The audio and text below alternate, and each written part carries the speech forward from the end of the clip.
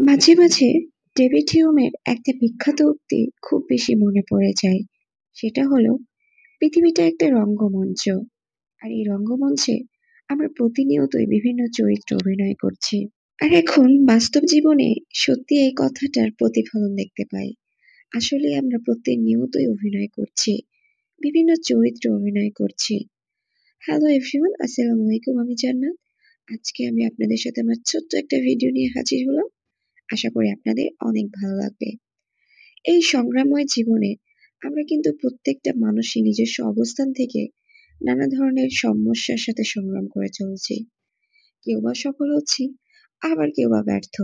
কিন্তু তাই বলে কিন্তু হাল ছাড়ছে না।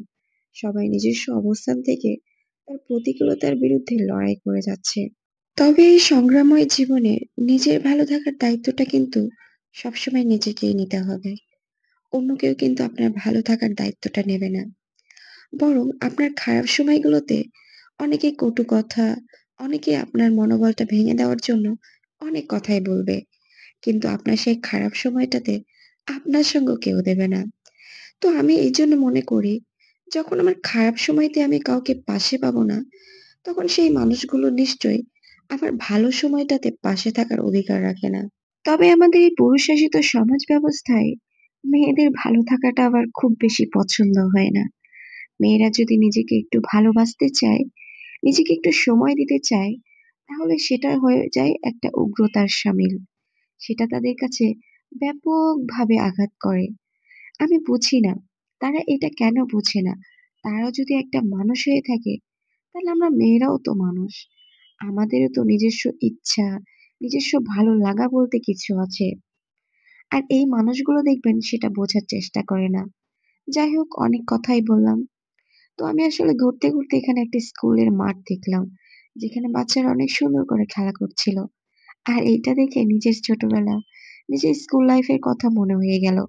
যে যখন আমরা স্কুলে টিফিন হতো, এরকম করে খেলতাম আর ভাবতাম, কেন এত তাড়াতাড়ি টিফিনটা শেষ হয়ে যায়?